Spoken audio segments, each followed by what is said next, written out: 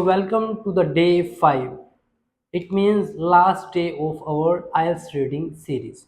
So I hope जिन बच्चों ने भी लास्ट 4 डेज देखे हैं उनको बहुत अच्छे से रीडिंग समझ आई होगी और वो उनके लिए हेल्पफुल भी होगी। तो आज के डे 5 में मैं आपको बताऊंगा भी रीडिंग को अटेम्प्ट करने का तरीका क्या होता है। ठीक है, पहले तो मैंने क्वेश्चन टाइप कवर कर दिए, लेकिन देखो मेन क्वेश्चन टाइप सारे कवर हो चुके हैं।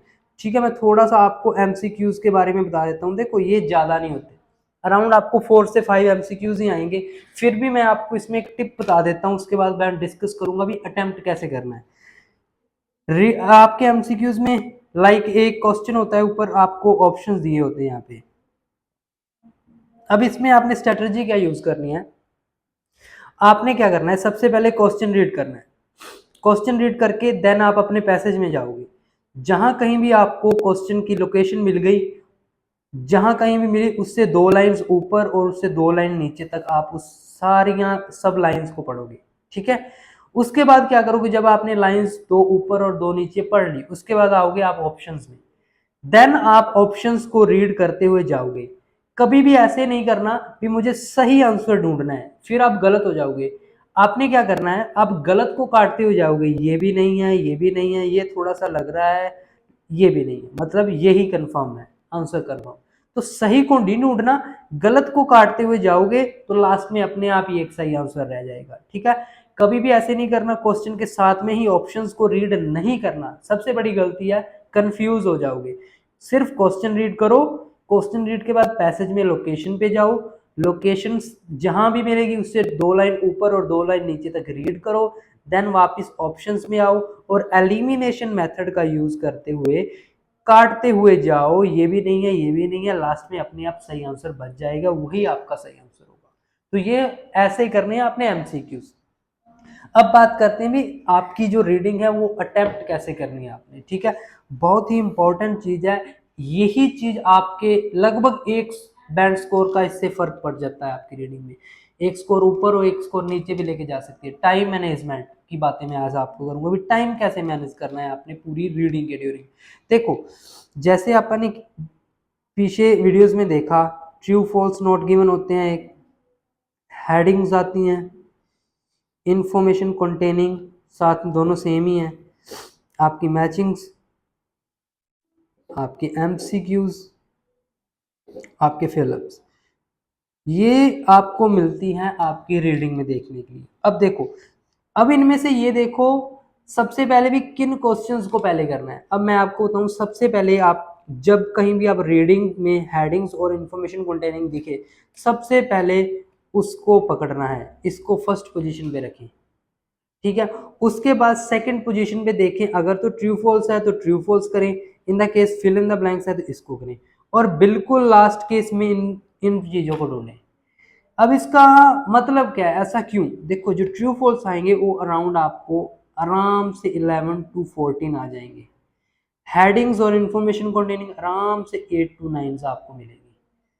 मैचिंग्स और एमसीक्यूज ये आराम से आपको 5 to 6 मिलेंगे, और फिलअप्स भी आपको 11 to 14 मिलेंगे। इन सबको मिला के आपके 40 मार्क्स कंप्लीट होते हैं। अब होता क्या है, टेक्निकल पॉइंट मेरा यहाँ पे ये है कहने का, जो आपके हेडिंग्स हैं, इंफॉर्मेशन कंटेनिंग्स हैं, ये थोड़ी सी टाइम कंज्यूमर होती हैं, और इसमें तुक्के नहीं लगते, इनमें तुक्के कभी भी नहीं लगेंगे, ये सिर्फ रीड करके होगी। तो अगर आपने 8 to 9 में से अच्छे से कर ली, तो एटलीस्ट आप इनमें से 7 अपने सही करते हुए जाओगे। उसके बाद ट्रू फॉल्स नॉट गिवन, इनमें भी कभी भी आप ऐसे तुक्का नहीं लगा सकते। ठीक है, अगर कहो ट्रू ट्रू लगा के आएगा, वो चीजें ही हो रहे हैं। ठीक है, ट्रू फॉल्स में कभी भी आप तुक्का नहीं लगा सकते, तो इनमें से आप मान के चलो आपको 8 से 9 सही करने हैं। सेम फिलअप में कभी तुक्का नहीं लगा सकते, पढ़ना ही पड़ेगा।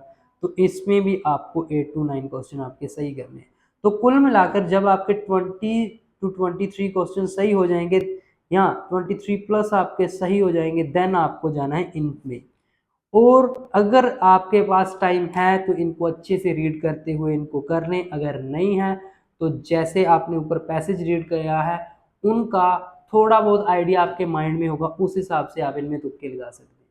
ठीक है, एटलीस्ट अपने 23 क्वेश्चंस आंसर को अच्छे से सही करते हुए देन आपने तुक्के वाला सिस्टम ढूंढना है, पहले नहीं ढूंढना। तो टाइम मैनेज आपका इस हिसाब से ही होगा।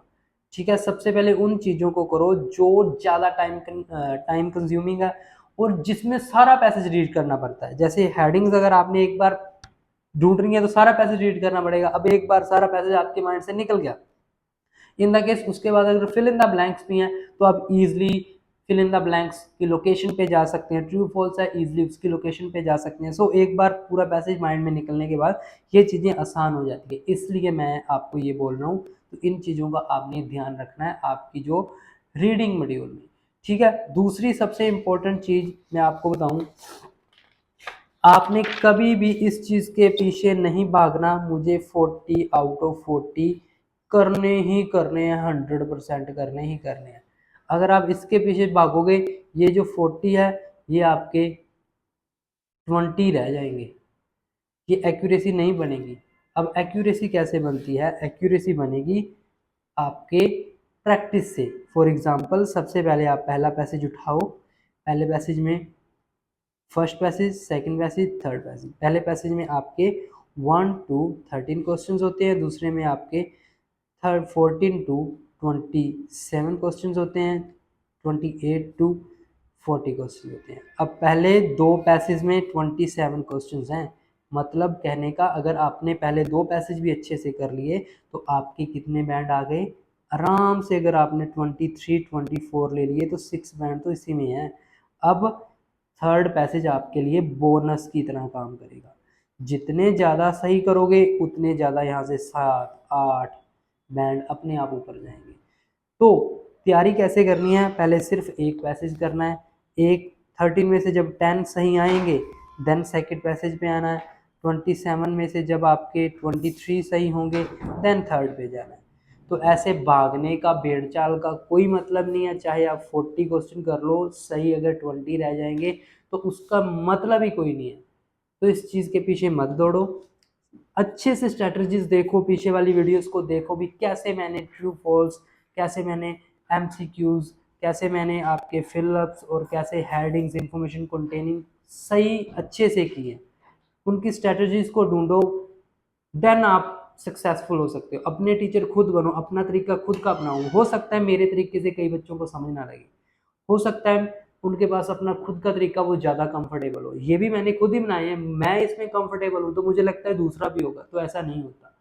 ठीक है, अपना खुद का तरीका एनालाइज करो, थोड़ा सा एनालाइज करो रीडिंग को भी कैसे कैसे कैसे कैसे कर सकता हूँ। ठीक है, क्वांटिटी के पीछे आपको नहीं ढूंढना भागना, आपको एक्यूरेसी के पीछे जाना है, देन ही आपका स्कोर 7+ अचीव कर सकते हो। ठीक है, सो इन द लास्ट मेरा जो 15 डेज का राइटिंग का जो बैच है वो मंडे से स्टार्ट होने जा रहा है। इन 15 डेज में मैं ऑल टाइप के टास्क 1 और ऑल टाइप के टास्क 2 कवर करवाने जा रहा हूँ। मैं आपको 100% गारंटी देता हूँ, जिस बच्चे ने ये 15 डेज मेरी राइटिंग क्लास लगा ली उसको इंस्टीट्यूट ज्वाइन करने की जरूरत नहीं पड़ेगी। मैं हर बार ये चीज़ें बोलता हूँ क्योंकि फीडबैक बच्चों जो जिन बच्चों ने लास्ट टाइम किया था उनके फीडबैक्स आप देख सकते हो बहुत अमेजिंग है। ठीक है, टास्क 2 टास्क 1 पूरे कवर करवाऊंगा, सेंटेंस फॉर्मेशन कवर करवाऊंगा, वेबसाइट पे लेके जाऊंगा, आपको दिखाऊंगा भी आईडीपी कैसे बोलती है टास्क 1 टास्क 2 को लिखना है। ठीक है, आपके दो मॉक टेस्ट होंगे इन 15 डेज में, आपको रिकॉर्डेड लेक्चर्स भी मिलेंगे और इन 15 डेज की जो फीस रहेगी वो रहेगी 1500। ओके, बार बार फीस आप मत पूछें, 1500 फीस है। ओके, जिस बच्चे को भी ज्वाइन करना है सिर्फ आपने व्हाट्सएप करना है 8168321916 या फिर 9467488225। इन दोनों में से किसी भी नंबर पे आप ऑनलाइन राइटिंग क्लास लिख के मैसेज कर दें, आपको कैसे ज्वाइन करना है सारी इन्फॉर्मेशन आ जाएगी। तो होप सो आपको रीडिंग अच्छे से समझ लगी होगी, और जिन भी बच्चों को हेल्प हुई है प्लीज़ कमेंट में मुझे बताएं और बाकी बच्चों के साथ वीडियो को शेयर करें ताकि उनकी भी हेल्प हो सके। So thank you so much, मिलते हैं ऐसी ही कुछ और बढ़िया सी सीरीज़ में नेक्स्ट। आप कमेंट करके बताएं भी किस पे सीरीज़ लेकर आए। So thank you so much.